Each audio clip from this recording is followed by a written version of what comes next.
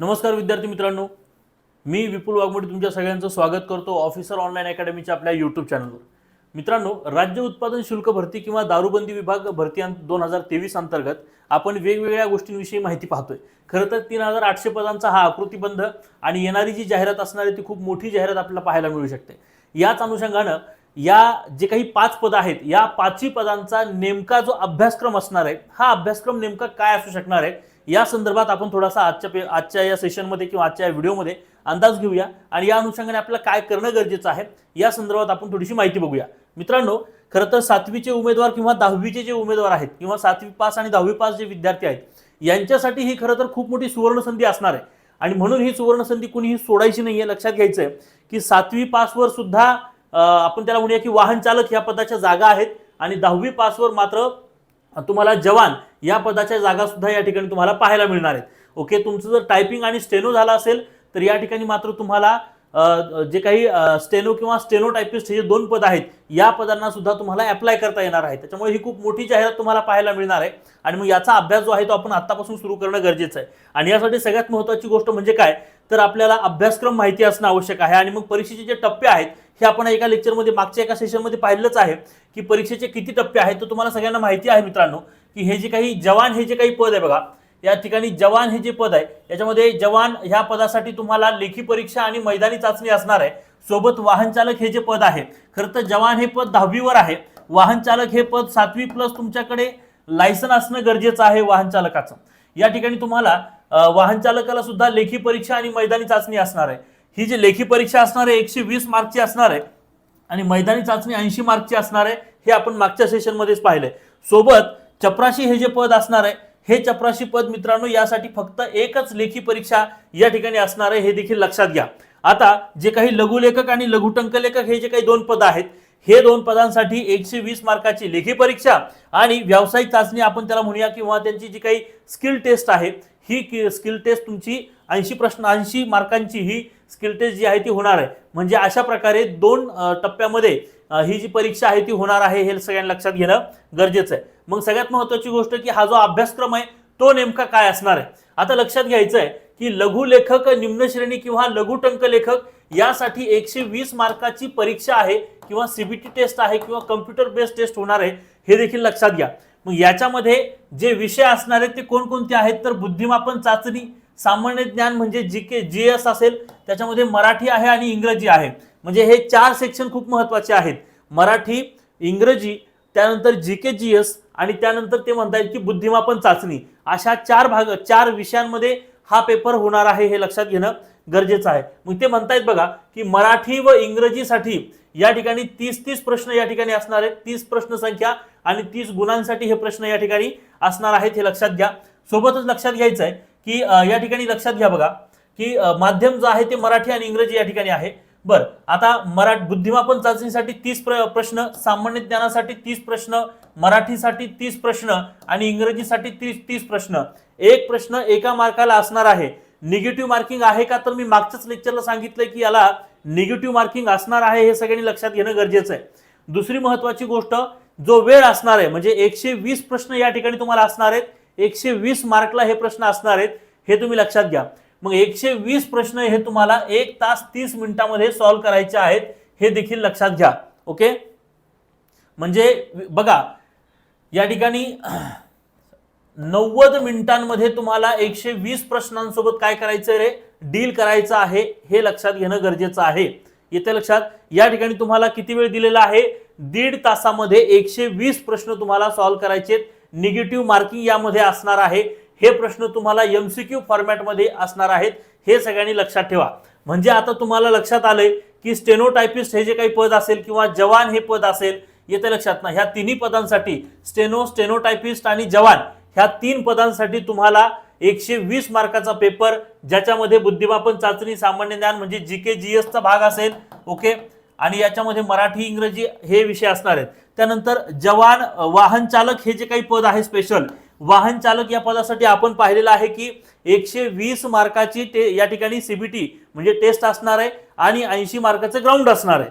आणि वाहन चालक या पदासाठीचा जो पेपर आहे म्हणजे पात्रता आहे ती वेगळी आहे, 7वी पास सांगितलेला आहे म्हणून त्याचा पेपर वेगळा ठेवला आहे। मग यामध्ये लक्षात घ्यायचं आहे की इथं जो 120 मार्काचा पेपर असणार आहे त्यात ते म्हणतायत की बुद्धिमापन चाचणी सामान्य ज्ञान मराठी आणि इंग्रजी असं ते त्या ठिकाणी सांगितलेलं आहे. आता दुसरी महत्वाची गोष्ट या ठिकाणी 7वीचा दर्जा असणार आहे, हे सुद्धा तुम्ही लक्षात घेणं गरजेचं आहे. इथे तुमचा दर्जा जो आहे तो 10वीचा असणार आहे, हे लक्षात घ्या. त्यामुळे इथे डिफिकल्टी लेवल जी आहे ती बदललेली आहे, हे देखील समजून घ्या. आता याच्यामध्ये जे प्रश्न संख्या आहे ते या ठिकाणी लक्षात घ्या. बुद्धिमापन चाचणीला 30 प्रश्न, सामान्य ज्ञानला 30 प्रश्न, मराठीला 30 आणि इंग्रजीला 30 प्रश्न असणार आहेत, हे तुम्ही समजून घेणं गरजेचं आहे. इथे सुद्धा 120 प्रश्न, 120 मार्कला आणि वेळ आहे 1.5 तासाचा, हे लक्षात घ्या. ओके. आणि या ठिकाणी लक्षात घ्यायचं की वाहन चालक पदासाठी 120 मार्काची टेस्ट, त्यानंतर 80 मार्काचं ग्राउंड असेल आणि त्यानंतर ड्रायव्हिंगचं जे काही डेमो असणार आहे तो त्या ठिकाणी असणार आहे. त्यानंतर लक्षात घ्यायचं चपराशी हे पद. आता चपराशी हे पदाला पूर्णपणे 200 मार्काचा एक पेपरच असणार आहे. किती मार्कचा पेपर असणार आहे? 200 मार्काचा एक पेपर आणि फायनल यादी लागणार आहे. तर हे जे चपराशी पद आहे मित्रांनो, यामध्ये लक्षात घ्यायचं की बुद्धिमापन चाचणी सामान्य ज्ञान मराठी आणि इंग्रजी हे विषय याच्यामध्ये सामावलेले आहेत. या ठिकाणी लक्षात घ्यायचं की बुद्धिमापन चाचणी 50 प्रश्न, सामान्य ज्ञानासाठी 50 प्रश्न, मराठीसाठी 50 आणि इंग्रजीसाठी 50 प्रश्न, प्रत्येकी प्रश्न 1 मार्कला, असे 200 प्रश्न 2 तासाचा वेळ या ठिकाणी अवधी तुम्हाला दिलेला आहे, हे लक्षात घ्या. म्हणजे 120 मिनिटांमध्ये 200 प्रश्न तुम्हाला सॉल्व्ह करायचे आहेत आणि 200 गुणांसाठी हे प्रश्न असणार आहेत, हे सगळ्यांनी लक्षात घेणं गरजेचं आहे. येते सगळ्यांना लक्षात? तर अशा प्रकारे ही जी काही अभ्यासक्रम आहे तुम्हाला असणार आहे. म्हणजे जी टेस्ट तुम्हाला द्यायची किंवा ज्या परीक्षा तुम्हाला द्यायच्या त्याच्यामध्ये सरसकटपणे मराठी व्याकरण, इंग्रजी व्याकरण, त्यानंतर बुद्धिमापन चाचणी आणि त्याच्यानंतर तुम्हाला जो काही जीके जीएसचा भाग आहे तो या ठिकाणी असणार आहे. मग सर जीके जीएस मध्ये नेमकं काय असणार आहे, तर या संदर्भात आपण थोडक्यात बघूया. लक्षात घ्या की बुद्धिमापन चाचणीमध्ये काय आहे, जीके जीएस मध्ये काय आहे, मराठीमध्ये काय आहे आणि इंग्रजीमध्ये काय आहे. म्हणजे हे सुद्धा त्या जुन्या ऍड मध्ये दिलेलं होतं आणि हेच या पुढच्या येणाऱ्या नवीन ऍड मध्ये सुद्धा असणार आहे, हे तुम्ही समजून घ्या. मग लक्षात घ्यायचं आहे की लक्षात घ्या बुद्धिमापन चाचणी हा जो काही घटक आहे, या बुद्धिमापन चाचणी घटकामध्ये बघा उमेदवार किती लवकर व अचूकपणे विचार करू शकतो याचा अंदाज घेण्याच्या दृष्टीने हे प्रश्न जे आहेत ते विचारले जाणार आहेत. म्हणजे काय, तर कमीत कमी वेळेमध्ये तुम्हाला हे उत्तर काढता आलं पाहिजे, या अनुषंगाचे हे प्रश्न इथं असू शकणार आहेत. सामान्य ज्ञानाच्या बाबतीत जीके आणि जीएस आपण त्याला म्हणतो किंवा जीके जीएसचा जो भाग आहे या संदर्भात तुम्हाला महाराष्ट्राचा भूगोल आहे, भारताचा भूगोल आहे, आधुनिक भारताचा इतिहास महाराष्ट्राच्या विशेष संदर्भाने आहे, नागरिक शास्त्र या ठिकाणी विचारणार आहेत, विज्ञान व चालू घडामोडी हे विषय आहेत. म्हणजे बघा 1, 2, 3, 4 आणि 5 विषय या ठिकाणी तुम्हाला आहेत. म्हणजे महाराष्ट्राचा आणि भारताचा भूगोल विचारणार, या ठिकाणी तुम्हाला भारताचा इतिहास महाराष्ट्राच्या विशेष संदर्भाने विचारणार. तिसरा जो विषय असणार आहे तो म्हणजे नागरिक शास्त्राचा विषय तुम्हाला असेल, म्हणजे थोडक्यात राज्यशास्त्राचं थोडंफार विचारलं जाऊ शकतं. आणि त्यानंतर विज्ञान हा सुद्धा विषय तुम्हाला जीके जीएस मध्ये असणार आहे. आणि 5वा विषय म्हणजे चालू घडामोडीचा विषय. असे 5 विषय 30 प्रश्न, म्हणजे विचार करा. ओके.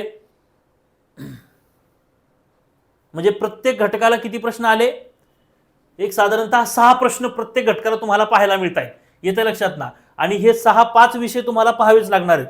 या 5 विषयांचा व्यवस्थित अभ्यास केला तर हे घटक तुम्हाला साधारणतः 30 मार्कला तुम्हाला पाहायला मिळत आहेत. बरं, मराठी व्याकरणामध्ये काय आहेत, तर सामान्य शब्दसंग्रह, वाक्यरचना, व्याकरण, म्हणी, वाक्प्रचार, याचा अर्थ व वाक्यात उपयोग, तसेच उतार्यावरचे प्रश्न, म्हणजे एक उतारा त्याच्यावर काही प्रश्न असतील, शक्यतो व्होकॅब्युलरीवर समानार्थी, विरुद्धार्थी असेल, म्हणी असेल, वाक्प्रचार असेल, येतं लक्षात. अशा घटकांवर तुम्हाला प्रश्न असतील. आणि व्याकरणातले जे काही घटक असतील मग त्याच्यामध्ये संधी आहे, येतं लक्षात, विभक्ती आहे, ठीक आहे, समास असेल, असे काही जे टॉपिक आहेत. ओके. काळाचा टॉपिक असेल. ओके. त्यानंतर शब्दांच्या जाती वगैरे आहे, असे जे काही टॉपिक आहेत या टॉपिकवर तुम्हाला हमखास क्वेश्चन पाहायला मिळणार आहे. त्यानंतर इंग्रजीमध्ये सुद्धा लक्षात घ्या की कॉमन व्होकॅब्युलरी, आणि म्हणजेच आपण त्याला म्हणूया की शब्दसंग्रह, साधारण शब्दसंग्रह तुम्हाला विचारतील. सेंटेन्स स्ट्रक्चर, वाक्यांची रचना या संदर्भात प्रश्न असेल. ग्रामर, मग व्याकरणामध्ये सगळंच आलं, मग टेन्स आहे, येतं लक्षात ना, ऍक्टिव्ह वॉइस, पॅसिव्ह वॉइस आहे, डायरेक्ट इनडायरेक्ट स्पीच आहे, सगळे टॉपिक त्याच्यामध्ये आलेले आहेत. त्यानंतर use of idioms and phrases and their meanings. Okay. मग वाक्प्रचार वगैरे, त्याचा अर्थ वगैरे हे सगळं विचारलं जाणार आहे. कॉम्प्रिहेन्शन ऑफ पॅसेजेस म्हणजे काय, तर उतारा जो आहे, ओके, उतार्यावरचे प्रश्न सुद्धा या ठिकाणी तुम्हाला विचारणार आहेत. अशा प्रकारे मराठी व्याकरण आणि इंग्रजी व्याकरण सुद्धा या ठिकाणी तुम्हाला विचारणार आहेत. तर हे घटक, हा अभ्यासक्रम या ठिकाणी तुम्हाला राज्य उत्पादन शुल्कच्या पदांसाठी असणार आहे, हे सगळ्यांनी लक्षात घेणं गरजेचं आहे. मित्रांनो, या अनुषंगानं एक नवीन स्वरूपाची आपण बॅच जी आहे ती लॉन्च करत आहोत. ही बॅच खरं तर 15 तारखेपासून आपण सुरू करत आहोत, ते लक्षात घ्या.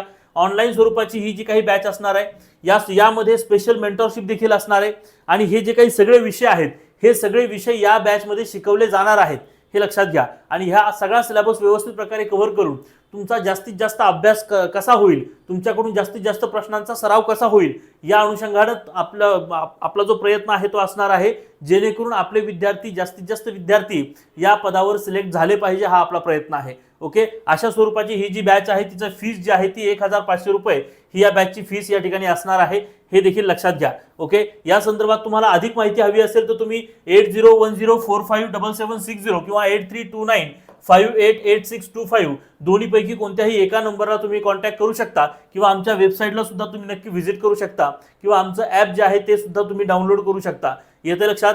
तर आजच्या या सेशनमध्ये आपण पाहिलं की राज्य उत्पादन शुल्क हे जे काही पद आहे या अंतर्गत जे काही पदं येणार आहेत त्यामध्ये जो अभ्यासक्रम असणार आहे तो कसा असणार आहे, किती मार्कला असणार आहे, कोणकोणते घटकांचं विभाजन मार्कानुसार कसं असणार आहे, हे सगळ्या गोष्टी आज आपण पाहिलेल्या आहेत. आता मला वाटतं की आपण अभ्यासाला लागायला काही हरकत नाहीये. ओके, आपण अशीच नवीन माहिती घेऊन पुन्हा एकदा भेटूया. तोपर्यंत आपण इथेच थांबूया. Thank you very much.